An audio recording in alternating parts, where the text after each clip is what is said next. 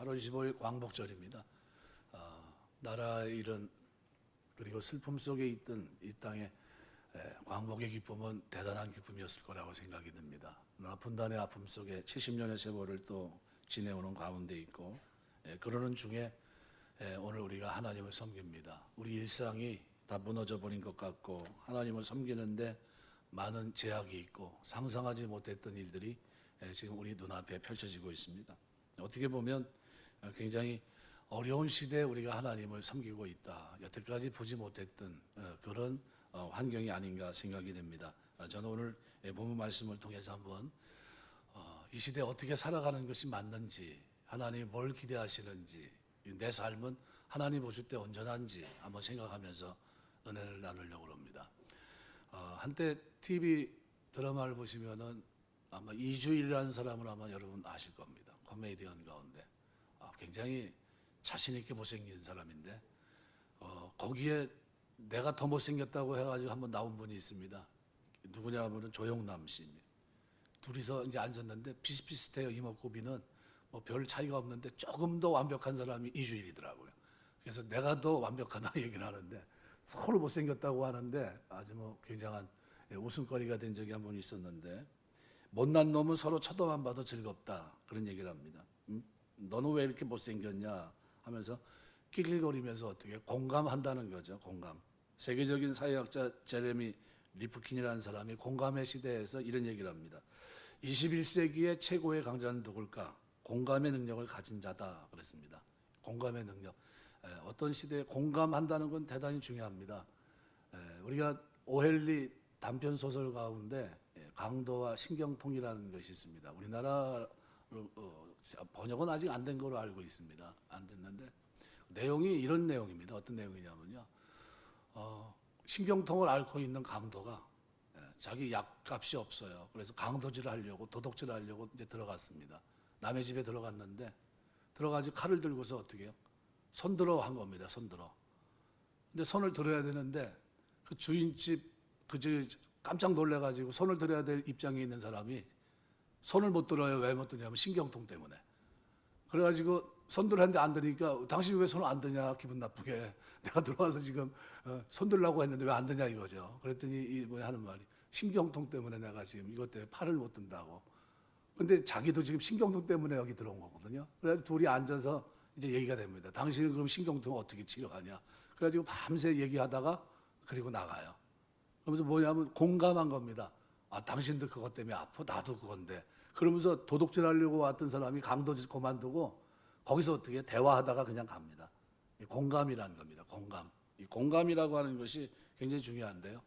소설을 쓰고 있는 이회수 씨 같은 경우는 그런 얘기를 합니다. 어떤 고추가 가장 매울까 얘기를 합니다. 어떤 고추. 우리가 모두 상상하면 어떤 고추 그러면 어떻게 말린 고추서부터 해가지고 뭐 이런저런 얘기를 할 겁니다. 그죠? 마른 고추, 빻은 고추 또는 풋고추. 요즘 햇빛이 내리쬐고 그러면은 이때는 아주 고추가 굉장히 맵습니다. 익은 빨간 고추. 근데 뭐 우리가 생각할 때는 이렇게 생각할 텐데 이혜수 씨는 거기다 대고 이렇게 얘기합니다. 눈에 들어간 고추가 제일 맵다. 이게 눈에 들어간 고추가 제일 맵죠. 그러니까 공감하는 거예요. 서로 눈에 들어간 고추가 어떻게 될까? 한번 못 모르고 제가 한번 눈을 비빈 적이 있어요. 도와달라고 해서 뭐 고추 나르고 뭐 이렇게 하고 그러다가 땀이 나니까요. 그 의식하지 못하고 손으로 등으로 비빈다고 비볐는데 그 매운 게 눈으로 딱 스쳤는데 그때서부터 막 그냥 뭐 정신이 하나도 없는 거예요. 매운 게. 공감이라는 게 그런 겁니다. 그러니까 대상과 같은 마음이 돼요. 그런 가운데 가슴에 글을 쓰고 싶다 이런 얘기입니다. 공감의 문제죠. 뭐 어떤 분이 뭐 그렇게 얘기를 합니다. 공감이 뭘까? 비를 함께 맞으며 가는 거다 이렇게 얘기를 했는데 그거는 맞지 않는 것 같아요. 비를 함께 맞으며 가는 게 왜 공감입니까? 동행에 가까운 그런 표현인데 근데 그렇게 썼더라고요. 그래서 난 그건 아닌 것 같다. 왜냐하면 배고픈 사람 배고픔을 공감한다면 뭐를 줘야 됩니까? 야고보서에 보면 빵을 줘야 되거든요. 먹을 걸 줘야 되고. 이게 이제 공감에 대한 맞는 겁니다. 근데 이 세상은 어떻게 해요? 공감하긴 하는데 도움이 안 돼요. 공감하긴 하는데 도울 능력이 없고. 이게 쉽게 말하면 지금 같이 비를 맞고 함께 맞고 갖고 있습니다. 같이 비를 맞아요. 너도 비만 나도 맞고. 근데 대책이 있어야 될 거 아니에요. 우산이 있든가, 그죠? 피할 뭐 대책이 있어야 되는데 대책이 없어요. 근데 하나님은 어떤 분인가 하면요, 우리의 모든 상황을 공감하세요. 이 땅에 오실 때 인간의 몸을 입고 오셨고 또 우리가 처하는 현실을 다 경험하십니다. 그러니까 어떻게 해요? 우리의 연약함 다 아십니다. 공감할 뿐만 아니라 어떻게 거기에 대한 대책으로 어떻게 해요? 죄 문제를 해결해 줘야 되겠다. 십자가 지셨어요. 피 흘려 주셨고 속전 값을 지불하시고 사셨어요. 하나님 잠을 삼아 주시고 상상하지도 못했던 금요 철야 기도를 보면 뭐까지요? 평안까지 하나님 주셨어요.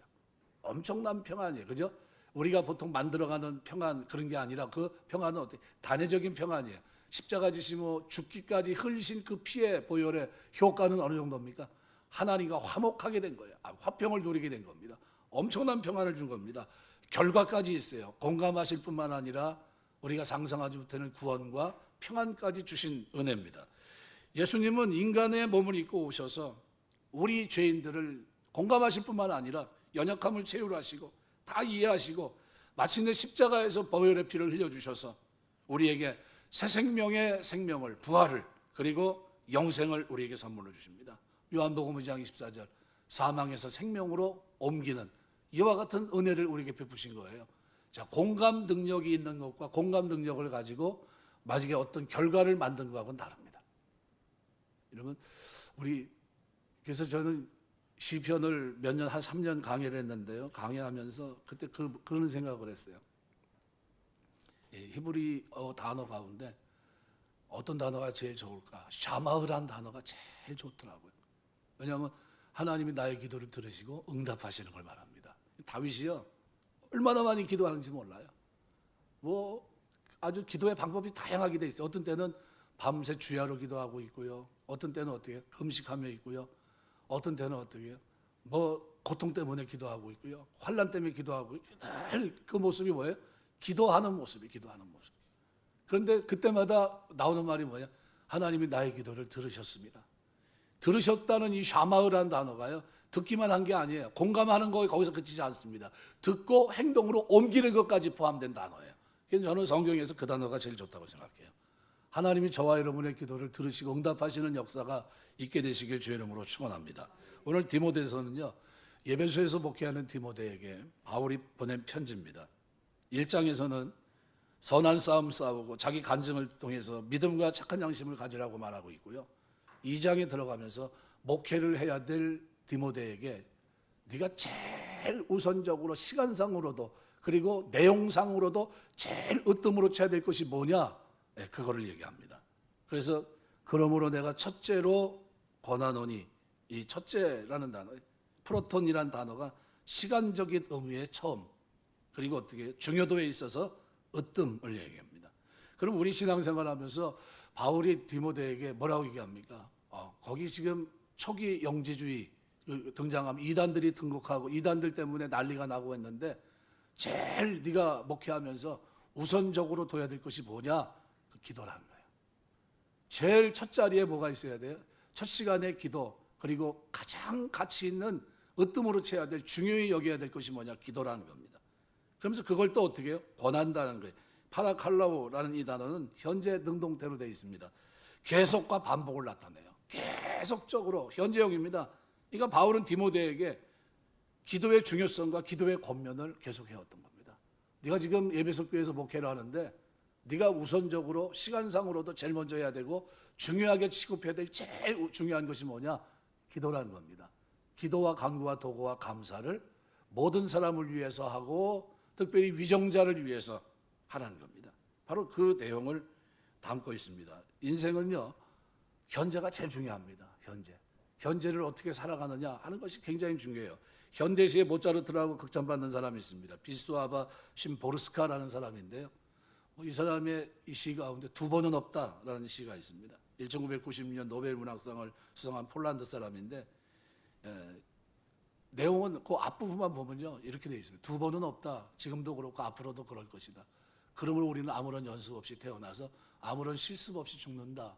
심수봉 노래 상사왕가요. 뭐 그 노래 보면 어때요? 그것도 노래가 굉장히 노랫말이 좋지 않습니까? 그 내용 비슷하게 우리가 사람들이 생방송을 좋아합니다. 생방. 여러분 요 근래 올림픽이 끝났죠. 일본 도쿄 올림픽, 동경 올림픽이 끝났는데 올림픽 왜 좋아합니까? 월드컵도 마찬가지고 아시안 게임도 마찬가지고요. 그 순간에만 느낄 수 있는 아우라, 감동이 있기 때문에 그래요. 저는 뭐 그렇게 즐기지는 않는데 우연찮게 이렇게 본 거 가운데 유튜브에 올라온 걸 딱 보니까요. 높이뛰기 하는 선수 난 이름이 누군지도 몰라요. 그 표정은 기억이 납니다. 환희에 뭐 등수 안에 못 들어왔어요. 4등인가 했는데 뭐 역대 최고의 전적이죠. 우리나라 기록을 갈아엎었고 자기 말대로 1cm를 뛰어넘었어요. 엄청난 거죠. 어마어마한 기록을 냈는데 그게 그런 감동을 현재 진행형인 것을 상상하지 못했던 걸 그대로 보기 때문입니다. 우리 인생은 하나님 보실 때 뭘까요? 생방송입니다. 생방이에요. 녹화가 아닙니다. 편집이 불가능해요. 불교는 윤회를 얘기합니다. 철학 사상이기 때문에 윤회를 얘기합니다. 다음 세상이 있다. 여기서 좀 잘 준비해라. 아유, 이번에 못하면 다음에 잘하면 되지. 뭐 말도 안 되는 소리를 합니다. 근데 성경은 사람의 일생은 딱 한 번 주어지고 그 주어진 일생 속에서 어떻게 해요? 잘 살아야 된다는 겁니다. 그 한 번의 삶을 마치고 나면 결산하게 되어 있습니다. 히브리서 9장 27절. 한 번 죽는 건 사람에게 정하는 것이고 후에는 심판이 있습니다. 그러므로 신앙으로 산다는 건 뭘까요? 정의한다면 두 번 살지 않는 마음으로 오늘을 살아가는 걸 말합니다. 오늘이라고 하는 이 오늘이요. 그죠? 어떤 일이 돼야 됩니까? 오늘 여기에 최선을 다해야 되고요. 오늘 행복해야 되고 오늘 노력을 해야 됩니다. 오늘 노력하지 않으면 내일의 결과는 어떻게 될까요? 굉장히 안 좋은 결과로 옵니다. 소포클레스 우리가 말한 대로 그 사람이 얘기했던 그 경구 헛되이 보낸 오늘은 어제 죽어간 이들이 그토록 살고 싶었던 내일 많은 소설에서 회자되고 많은 사람들이 인용하고 쓰고 있는 말입니다. 오늘은 우리 남은 인생에서 최고로 좋은 날이고 젊은 날이고 이 날은 어떻게 해요? 최고로 가치 있는 날입니다. 그러니까 최선을 다한 오늘이 켜켜이 쌓이게 되면 우리가 상상했던 빛나는 내일이 됩니다. 그런데 이 일을 살아가는 동안에 두 가지 모습이 있어요. 오늘을 즐겁게 행복하게 지낸 사람이 내일도 즐겁고 행복한 결과를 맞이할 수 있다는 겁니다. 과거는 추억으로 바꿀 수 없지만 미래는 우리가 오늘을 통해 바꿀 수 있어요. 오늘이 굉장히 중요한 겁니다. 오늘. 그러니까 하버드대 긍정심리학 강의로 유명한 탈벤 샤흐르 교수가 그렇게 얘기합니다. 미래 보상을 위해서 현재 고통을 참아내야 한다는 이 삶의 태도를 이 사람은 맛없는 음식으로 비유했습니다. 음식 중에서요, 맛없는 음식은 어때요? 먹기 싫어요. 그런데 그거 왜 먹습니까? 그게 나의 건강과 직결되어 있기 때문입니다. 뭐 요즘 우리나라 인구의 뭐 몇 프로가 다 당뇨와 관계되어 있고 또 잠정군이 뭐 800만 정도 되고 이미 당뇨 걸린 사람이 뭐 120만, 아니 1200만 정도 되고 이렇게 프로테이지를 잡고 있더라고요. 이거 그 범주 안에 많이 들어가 있어요. 맛없는 음식을 먹어야 될 사람들이라는 겁니다. 맛없는 음식. 근데 내일이 없이 미래도 없이 그냥 쾌락을 위해서 정크푸드를 마음껏 먹는다. 어떻게 될까요? 그거는 미련한 겁니다. 왜요? 그 결과가 뻔하기 때문에. 반대로 내일을 위해서 오늘을 너무 죽여요. 고시 공부를 하는데 10년씩 하는 사람 봤습니다. 아, 이번엔 돼야 될 텐데. 이번엔 돼야 되는데 또 안 됐어요. 얼마나 힘듭니까? 이게 반쪽의 행복이에요. 그걸 위해서 공무원이 돼야지. 그것 때문에 어떻게 지금 8년이라는 세월을 마치 가시방석에 앉은 것처럼 그 삶을 살아가고 있어요. 찬란한 미래를 위한 일이 오늘이 아니라 찬란한 최선의 오늘을 살아서 미래로 이어가기 위한 오늘이 우리에게 필요한데 그런데 어떻게 해요? 안타깝게도 반쪽의 행복을 위해서 오늘 우리의 삶을 다 올인하는 사람들이 참 많습니다. 그러니까 살면서 어떻게 해요? 맛없는 음식을 먹는, 맛없는 음식. 맛없는 음식이 쉽지 않지만 그 고난의 길을 지금 걷고 있어요. 그런데 그 삶에 뭐가 있어요? 행복이 하나도 없어요. 마지못해 하는 것이고 그 후에 있을 결과를 바라보면서 그냥 묵묵히 지금 견디고 있는 겁니다. 그런데 성경은 이렇게 얘기하고 있지 않아요.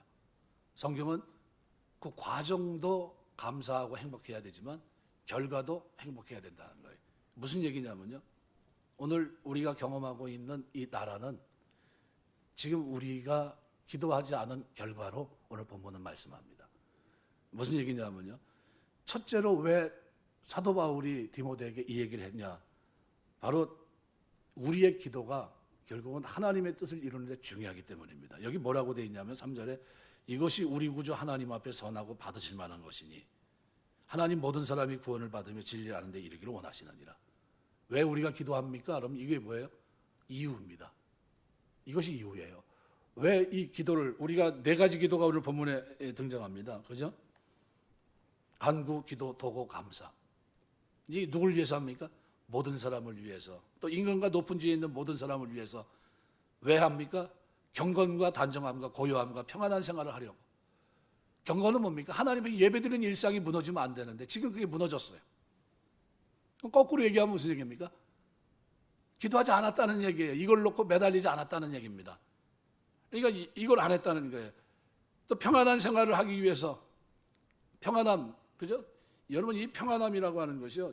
예레미야 29장 7절에 보시면은 바벨론 포로로 잡혀가기 전에 예레미야 입을 통해서 여호와께서 이스라엘 백성, 유다 백성들에게 그렇게 얘기합니다. 너희는 내가 사로잡혀가게 한 그 성읍의 평안을 구하고 그를 위해 여호와께 기도하라. 이는 그 성읍이 평안함으로 너희도 평안할 것입니다. 아니, 포로로 잡혀가는데 그 평안함이 무슨 의미가 있습니까? 그죠? 바벨론 강가에서 그들이 울고 통곡하고 하나님 앞에 드렸던 그 수금을 나무에 걸어놓고 내가 다시는 노래하지 않아야지 하면서 울고 통곡하고 하지 않았습니까? 다 뿔뿔이 흩어져서 포로로 살아갑니다. 일상이 어디 만만치 않아요. 그런데 그 백성들이 하나님이 소망을 주셨고 돌아온다는 약속을 부여잡고 누가 기도합니까? 다니엘도 기도하고 있었고요. 또 많은 사람들이 기도를 합니다. 마침내 돌아오게 되는데 깜짝 놀랄 일이 벌어집니다. 왜요? 섞여 있는 그들을 골라서 뽑아내서 유다인들만 어떻게 해요? 다시 예루살렘으로 돌아가게 된 겁니다. 깜짝 놀라죠. 그런데 그 배경에는 누가 있어요? 기도하는 사람들이 있었어요. 다니엘 같은 사람들은 어떻게 해요? 세일의 기도를 드립니다. 서책에 70년이 차가는 걸 알고서 하나님 앞에 어떻게 해요? 금식하며 기도드려요. 세일의 기도. 하나님 앞에 이 백성들이 돌아갈 때가 됐구나. 그리고 그 기도 드렸는데 하나님이 어떻게 첫날 하나님이 응답하세요. 그러니까 우리가 이 시대에 지금 하나님의 교회들이 해야 될 일들이 있습니다. 그게 뭡니까? 기도예요. 이거를 오늘 바울은 디모데에게 내가 첫째로 권했다는 거예요. 해야 될 것, 나라 민족을 위해서 먼저 그죠? 그 지역을 다스리는 위정자를 위해서 기도해야 됩니다. 그래서 우리가 경건과 단정한 중에 고요하고 평안한 생활을 하기 위해서 우리가 어떻게 해요? 기도해야 됩니다. 이 고요하다는 것은 소요소름이 없는 외적인 삶의 정황입니다.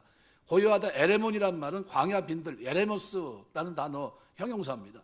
그러니까 외적인 방해, 소요가 없는 상태예요. 외적으로, 내적으로 평안하다는 겁니다. 내적으로 평안하다는 건 불안이 없는 내적인 삶의 정황을 말합니다. 그러니까 안으로 불안하지 않고 바깥으로 두려워할 필요가 없는 삶의 정황. 우리가 모두 이런 환경을 원합니다. 그런데 그렇게 되지 못해요. 경건과 단정한 중에 평안한 생활을 하고자 하는 그 이유를 분명히 제시하는데 경건과 단정 차이가 있습니다. 경건은 하나님과의 관계, 유세베이야, 하나님을 예배하는 겁니다. 하나님을 향한 삶의 태도, 닮아가는 삶의 덕목 다 포함된 겁니다. 단정이라는 건 뭡니까? 사람과의 관계에서 질서 있는 삶의 모습, 위험이라든가 관계되어 있는 이런 단어, 그죠? 정직, 존엄, 순결 이런 의미입니다. 그러니까 하나님과 바른 관계 맺고 사람과 바른 관계 속에서 건강한 삶을 살아가기 위해서 우리에게 고요하고 평안한 삶의 정황이 필요한데 그걸 위해서 먼저 우선순위를 가지고 기도하라는 거예요. 나중에 고레스가요 이스라엘 백성들을 돌아가게 합니다. 포로로 잡혀온 민족이 많을 텐데 그런데 유대인들은 어떻게 돌아가요? 누가 결정합니까? 결정자가 그렇게 결정을 하니까요 그들은 어떻게 해요? 꿈을 꾸는 것 같아요. 어떻게 이런 일이 우리 민족만 싹 고르고 뽑아서 다시 돌아가서 하나님 섬기게 하지? 이런 일이 벌어진 겁니다. 깜짝 놀랄 일이죠. 우리 삶에 중요한 영향을 끼치는 사람들은 누굴까요? 입법하는 국회의원들이에요. 국회의원들. 그러면 그 정치인들의 행동에 무관심해서는 안 된다는 거예요. 그들을 위해서 최소한 우리 믿는 사람들은 뭐 해야 됩니까? 기도해야 돼요. 왜? 하나님 앞에 바른 예배와 그리고 바른 섬김을 위해서 정치 영역에 관심을 갖고 우리가 어떻게 먼저 그 첫걸음이 뭐냐? 기도 생활을 해야 된다는 겁니다. 그래서 기도의 여러 가지 모양을 오늘 본문에 담아놓고 있습니다. 그 첫 번째가 뭐예요? 간구라는 단어예요. 간구. 데세스, 간절한 필요를 하는 성취를 위한 탄원을 말합니다. 어떤 특별한 기도, 깊고도 절실한 필요에 초점을 두는 기도를 의미합니다. 우리의 모든 사람들의 삶 속에 특별히 필요사항을 보게 될 때 그들을 위해서 간구하는 거예요. 이거는 집중적으로 기도하는 거예요. 절실하기 그지없는 상한 심령으로 그 사람을 도와달라고 하나님 앞에, 다른 사람을 위해서 하나님 앞에 그 사람을 도와달라고 상한 심령으로 간곡하게 기도하는 거. 다윗이 그 시편 35편 같은 데 보시면요, 뭐라고 기도합니까? 멸망해야 될 자기를 괴롭히는 그들을 놓고서 어떻게 해요? 금식하며 기도합니다. 어떻게 해요? 자기 어머니 돌아가실 때 애곡하듯이 그 진심한 마음을 가지고 그들을 위해서 기도했다고 표현합니다. 나는 훌륭하다고 봅니다. 다윗 같은 사람이 그게 신앙생활을 어떻게 해야 되는지를 보여주고 있는 거거든요. 이 간구한 겁니다. 상한 심령으로 그들을 위해서 기도한 겁니다. 자기를 괴롭히는 그들을 위해서. 또 기도, 프로슈카이란 말은 신적 존재를 향한 기원이란 뜻입니다. 모든 형태의 경건한 아뢰음을 말합니다. 그러니까 우리가 헌신, 예배의 목적으로 드리는 특별한 기도 시간이 바로 이 기도예요. 우리는 기도를 위한 시간, 즉 하나님께 예배하고 모든 사람이 기도하는 시간을 별도로 정해둬야 돼요. 우리 초대교회는 하루에 몇 번씩 했습니까? 개인기도, 공동기도해서 5번이 있었습니다. 이 공동기도는 같이 하는 기도예요. 그 3번씩이나 모였습니다. 또 도고, 엔육세이스, 다른 사람을 위해 중보기도하는 겁니다. 담대한 거예요. 다른 사람의 문제를 가지고 하나님 앞에 대면에 쓰는 거예요. 아브라함처럼 자기 문제가 아니에요. 중보자로 우리를 위해 하나님과 우리 사이에 서 계신 예수님처럼 우리 역시 사람들을 위해 도구의 기도를 드려요. 그런데 누구를 위해서? 전혀 알지 못하는 사람들을 위해서 기도를 드립니다. 하나님 앞에서 그들의 이름을 아뢰고 그들의 삶을 놓고 담대하게 그들을 위해서 기도합니다. 모든 것을 그리스도 이름으로 도구하면서 하나님께서 들으시고 응답해 주실 것을 기대합니다. 이게 우리가 드려야 할 도구라는 기도예요. 그러니까 모든 사람을 위해 도구해야 되는데 그들과 하나님 사이에서 담대히 기도하고 하나님께서 구원하시는데 긍휼과 은총을 베풀어 주시기를 구하는 겁니다. 그 다음에 뭐예요? 감사 그랬어요. 유카리스티아스라는 단어인데 유라는 좋은이라는 부사와 카리조마이, 주다라는 동사가 합성어된 겁니다. 좋은 것을 준다라는 것입니다. 여러분, 성경은 우리의 기도에 응답하시고 우리 모든 것을 우리 모든 사람을 위해 행하시고 지금도 이루고 계신 섭리하시는 그 하나님께 감사드릴 것을 얘기합니다. 고린도서 4장 2절 보면 기도에 항상 힘쓰고 기도에 감사함으로 깨어 있으라. 여러분, 우리 다니엘 같은 사람은 일평생 하루에 3번씩 포로로 잡혀가서 하나님 섬기면서 하는 동안에 하루에 3번씩 감사함으로 기도하였더라. 지금 왕의 어인이 찍힌 칙령으로 그냥 다 공포가 됐습니다. 어떻게 해요? 다른 신에게 기도하는 사람들 다 어떻게 해요? 이제 사자굴에 던져지는 겁니다. 그런데 뭐 하고 있습니까? 예전에 했던 대로, 날마다 했던 대로 하루에 3번씩 하나님 앞에 감사하며 기도하였더라 그랬어요. 이 감사의 태도, 하나님 앞에 늘 기도하는데 어떻게 해요? 감사함으로 하나님께 아뢰입니다. 여러분, 우리가 신앙생활을 하면서 범사에 감사하면서 하나님께 아뢰게 되시길 주 이름으로 축원합니다. 이게 우리 신앙생활이에요. 그래서 빌립보서 4장 6절 너희 구할 것을 감사함으로 하나님께 아뢰라. 고린도서 4장 2절 기도에 항상 힘쓰고 기도에 감사함으로 깨어 있으라. 그래서 신학자 가운데 도널드 거스리 같은 사람은 이렇게 얘기합니다.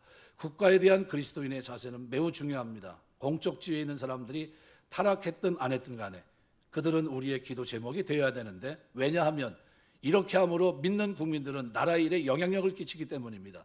이러한 사실은 특별한 위기 상황 이외에는 자주 잊혀지고 있습니다. 우리가 어떤 현실을 맞이하고 있습니까? 예배 드리지 말아라 라는 현실을 맞이하고 있어요. 예배 19명만 드려라, 그죠? 19명도 안 된다고 막 얘기하고 있고 막 그럽니다. 이 현실은 맞닥뜨렸는데 뭐 때문에 왔습니까? 기도하지 않아서 온 거예요. 기도하지 않아서. 뭐예요? 고요하고 평안한 가운데, 단정한 가운데 하나님을 섬길 수 있는 일상이 무너지지 않게 해달라고. 입법하는 사람들이 잘못된 룰을 가지고서 엉뚱한 입법을 통과시키지 않도록 해달라는 기도를 우리가 끊임없이 하나님 앞에 드리고 또 이렇게 했어야 되는데 그러지 못했기 때문입니다. 여러분, 오늘 본문에서 핵심은 뭡니까? 하나님은 모든 사람이 구원을 받으며 진리에 아는데 이르기를 원하신다는 거예요. 기도의 이유입니다. 왜 우리가 기도, 간구, 도구, 감사를 드려야 되느냐? 그거예요. 그게 이유입니다. 우리가 살아가면서 이것이 하나님 뜻이기 때문입니다. 우리가 하나님 뜻을 붙잡고 살아야 돼요. 항상 기뻐하고 쉬지 말고 기도하고 기도해야 돼요. 기도와 간구와 도구와 감사를 드려야 됩니다. 이유는 뭐예요? 하나님은 모든 사람들이 어떻게 해요? 구원을 받으며 진리를 아는 데 이르기를 원하시기 때문이에요. 이 말씀을 붙잡고 그리고 나는 어떻게 아멘하고 순종해야 되는 겁니다. 이 나라의 평안을 위해서, 우리의 일상의 경건함과 단정한 가운데 하나님을 섬기기 위해서 기도해야 돼요. 8.15 광복을 위해서 나가서 막 미쳐 뛰는 것보다도 온 교회가 지금 어떻게 미스바 성회처럼 엎드려서 기도해야 돼요. 금식하며. 하나님, 이 백성이 하나님 기도하지 못했습니다. 나라 민족 위정자를 위해서 누가 구원받은 사람인지 우리가 알지 못하는데 외면하고 그들을 위해서 기도하지 못했습니다. 그 결과가 지금 오늘 우리의 현실입니다. 불쌍히 보시옵소서. 그러면서 어떻게 해요? 이제부터라도 우리가 이 기도의 끈을 놓지 않겠습니다. 그럼 매달려야 돼요. 17세기 칼빈주의자들과 알미니암주의자들이 격렬한 논쟁의 초점이 됐던 말씀이 모든 사람이 구원을 받으며 라는 대목입니다. 사실 이 대목을 우리가 이해하려면요, 도르트 신조를 우리가 알아야 됩니다. 1610년 네덜란드 개신교가 알미니암주의를 추종하는 사람과 이제 부닥치게 되는데, 알미니암주의 이것을 추종하는 사람들이 개혁교의 교리를 부정하면서 네덜란드 개혁교회에 5가지 이의를 제기합니다. 그래서 5가지 대답을 한 게 우리가 알고 있는 칼빈주의 5대 강령입니다. 그래서 첫 글자를 따서 튤립이라고 얘기하는데, 첫째 교리가 하나님의 선택과 유리, 둘째 교리가 그리스도의 죽으심과 이를 통한 인간의 구속, 셋째, 넷째 교리가 인간의 부패와 하나님께로 회심과 그 회심이 일어나는 방식, 그리고 5번째가 성도의 견인입니다. 이 알미니암주의자들은 그리스도의 셋째, 넷째 교리에 대해서 그리스도의 보편적 속죄를 이야기합니다. 그러니까 그리스도의 보편적인 속죄라는 게 뭐냐 하면 예수님께서 십자가에 흘리신 피는 모든 인류를 위한 것이다, 이렇게 주장합니다. 그렇다면 누군가 왜 예수님을 거절하는가에 대한 의문이 들 수밖에 없어요. 모든 사람을 위해 죽은 거면 그럼 왜 예수 안 믿는 사람 왜 생기는 겁니까?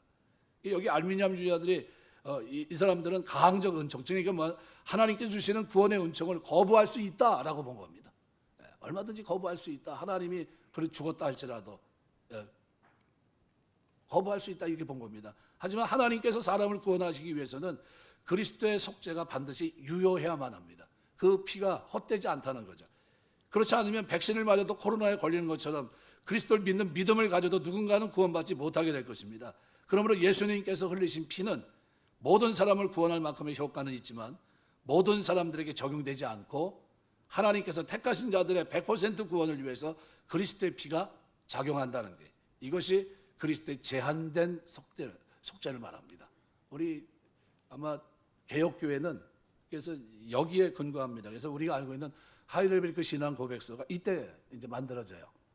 우리 아주 유명하죠. 여러분, 그러니까 17세기 칼빈주의, 알미니암주의자들이 이것 때문에 논쟁이 됩니다. 그래서 이 바울이 여기 보편 구원론을 만일 얘기했다고 한다면, 그때 당시 모든 사람의 구원을 얘기했다면요, 여기 그 정관사 더가 붙었어야 됩니다. 정관사 더. 이게 뭐냐면 정관사 이걸 사용하지 않은 건 뭐냐면 양적 측면에서 전 인류를 가리키는 것이 아니라 질적 측면에서 계층이나 인종, 국적 차별이 없는 모든 사람을 나타내기 위한 표현으로 보는 것이 맞는 겁니다. 그래서 이 부분을 우리 개혁교회에서는 정확하게 짚고 넘어갑니다. 그래서 도널드 거스리는 이렇게 말해요. 그러므로 본절은 그 문맥상 인종이나 피부 색깔, 지위, 신분의 구별 없이 모든 사람들에게 베풀어지는 하나님의 지속적인 긍휼을 나타내준다, 이렇게 얘기했어요. 그러면 우리가 예수 믿는 거는요, 이방인 가운데 구원받고 하나님 자녀가 되는 거는 제한된 속죄 속에서 하나님의 은혜입니다. 은혜로 믿음으로 선물을 구원받은 겁니다.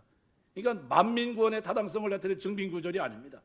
성경은 만민이 모두 구원받는 만민 구원론이 아니라 하나님께서 선택하신 자들만이 구원에 합당한 믿음을 갖고 영생을 얻는다는 제한 속죄론이 더 타당한 것을 강조하고 있습니다. 예배서 1장 4절, 창세전 그리스도 안에서 우리를 택하사 우리로 사랑 안에 그 안에 거룩하고 흠이 없게 하시려고. 11절 보시면 모든 일을 그 뜻대로 결정하고 일하시는 이의 계획을 따라 우리가 예정을 입어 그 안에서 기업이 되었다. 또 사도행전 13장 48절 보면 이방인들이 듣고 기뻐하여 하나님의 말씀을 찬송하며 영생을 주시기로 작정된 자는 다 믿더라. 여기서도 영생을 주시기로 작정된 자는 다 믿더라. 그럼 저기서 만일 보편적 구원론을 얘기한다면 바울이 뭐라고 얘기해야 됩니까? 이방인들이 듣고 기뻐하여 하나님 말씀을 찬송하며 모든 사람들이 다 믿더라, 이렇게 됐어야 돼요. 그러면 예외 없이 다 그 성이 다 믿은 겁니다. 그 나라가 다 믿고. 이걸 얘기하고 있지 않아요. 영생을 주시기로 작정된 자는 다 믿더라. 그래서 뭐라고 얘기합니까? 이 성중에 내 백성이 많음이라. 그 성중을 다 구원하는 게 아니라 그 성중에 하나님의 백성, 택한 백성이 있다는 거예요. 제한된 속죄를 얘기합니다. 제한된 속죄. 로마서 11장 5절. 그러즉 이와 같이 지금도 은혜로 택하심을 따라 남은 자가 있느니라, 이렇게 표현하고 있어요. 제한된 속죄. 우리는 제한된 속죄를 우리는 믿습니다. 그래서 하나님 앞에 우리가 살아가면서 이걸 잊지 마셔야 돼요.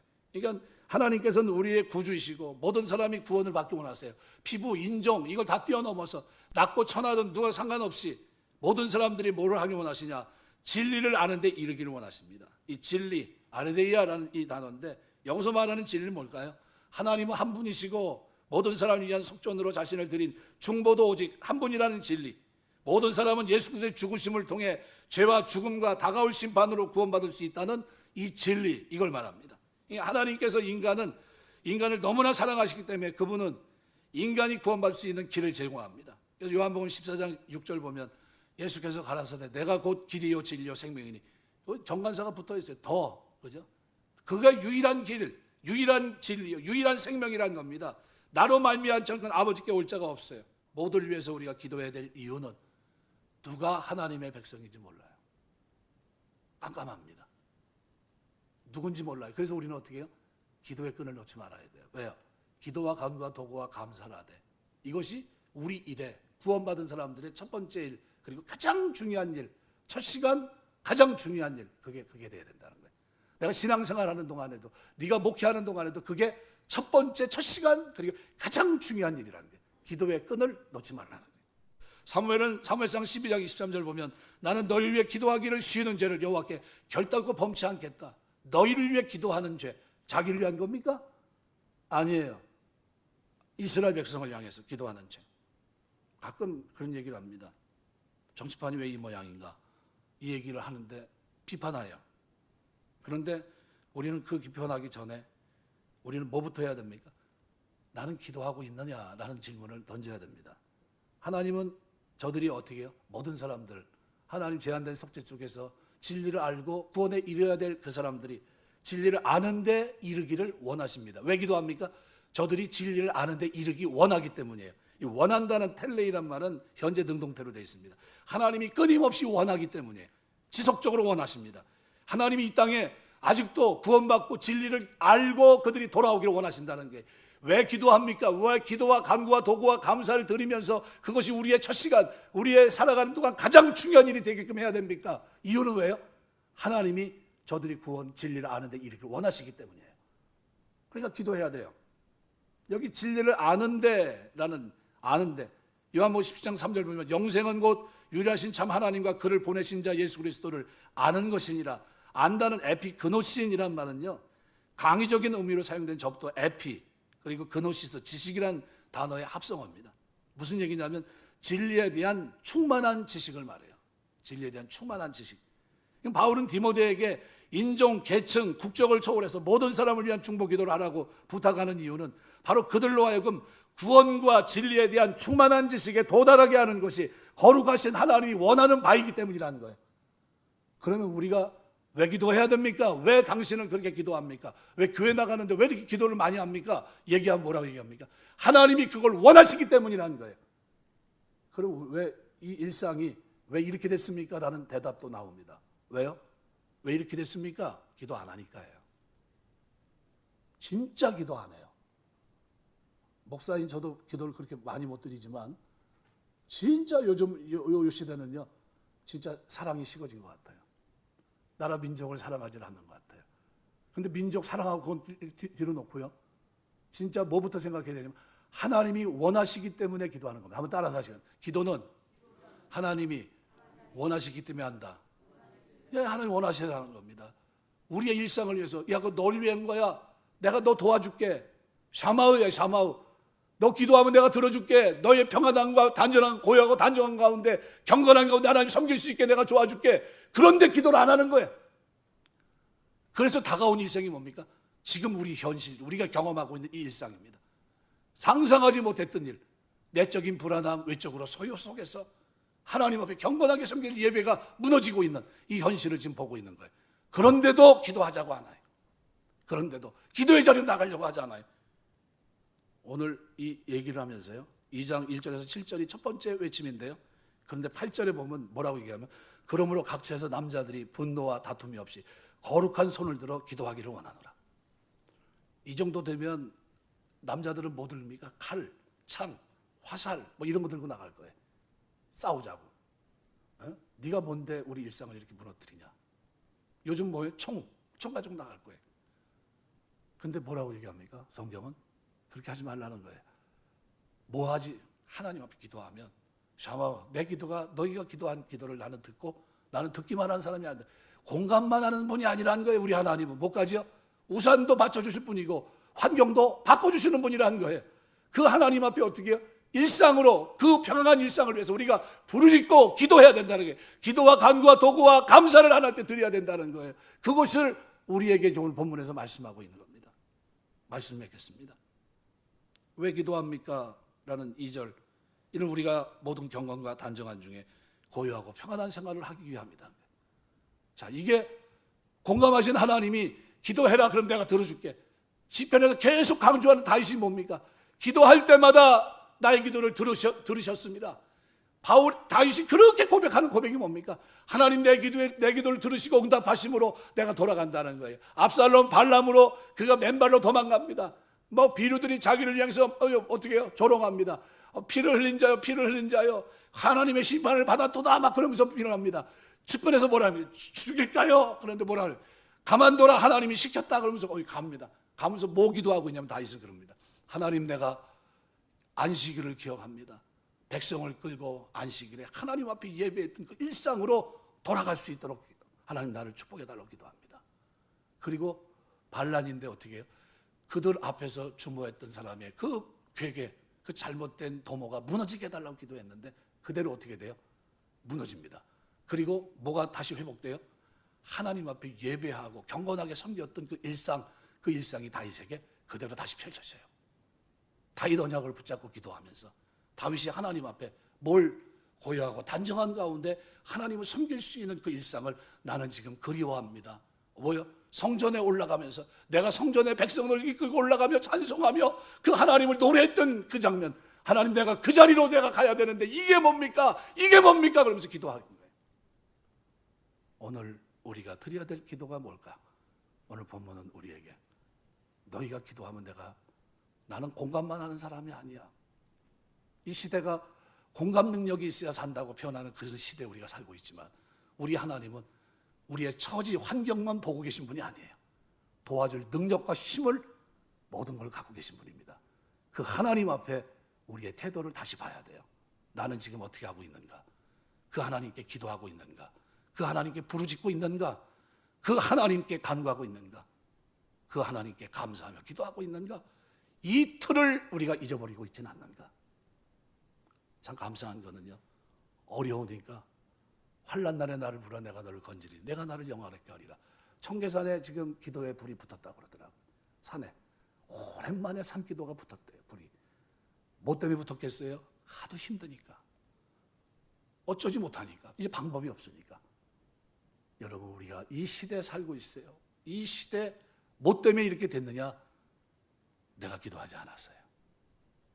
쉽게 말하면 우리가 기도하지 않아서. 얼마든지 공감하고 도와줄 수 있는 그 전능하신 하나님께서 그 기도를 듣고 싶은데 우리에게 왜 기도하지 않냐고. 나는 도와줄 능력이 있는데. 그렇게 말씀합니다. 말씀 뵙겠습니다. 우리가 기도할 때 놓치지 말아야 될 것이 있는데, 하나님은 모든 사람이 구원을 받기를 원하고 모든 사람이 진리를 아는데 이르기를 원하십니다. 이 말씀을 붙들고 기도하는 겁니다. 기도와 간구와 도구와 감사를 드리는 거예요. 왜 기도합니까? 그러면 이것이 하나님이 우리에게 원하는 뜻이기 때문에, 하나님이 그것을 원하시기 때문에 나는 기도합니다. 하나님이 지금도 원하시기 때문에 나는 기도에 끈을 놓을 수가 없습니다. 기도하기를 쉬는 것은 죄입니다. 사무엘 고백대로 우리가 민족을 향해 기도하는 이 기도의 끈을 놨기 때문에 지금의 현재 우리가 지금 경험하고 있어요. 우리가 있는 처소에서 권사회가 됐든 여전도가 됐든 구역장님이 됐든 구역원들이 뜻을 모아서 기도해야 돼요. 우리는 교회 나가지 못해도 같은 시간에 그 시간 되면 우리가 나라를 위해 기도하자. 단 5분이 됐든 3분이 됐든 1시간이 됐든 우리가 이 나라 민족을 위해서 경건과 고요하고 단정한 가운데 예배할 수 있는 일상이 회복되게 해달라고 하나님 앞에 부르짖자. 다윗은 그 기도를 드리면서 나의 기도를 들으신 하나님을 찬양했습니다. 오늘 우리가 그 기도를 드리면서 하나님 찬양할 때 하나님은 공감하시고 우리의 삶의 일상을 회복시키는 은혜가 우리에게 8.15 광복의 은혜가 있듯이 이 은혜를 우리에게 다시 주실 줄 믿습니다. 그런 은혜로 기도의 자리에 오늘 모두가 동참할 수 있는 저와 여러분 다 되시길 주의 이름으로 축원합니다. 기도하겠습니다.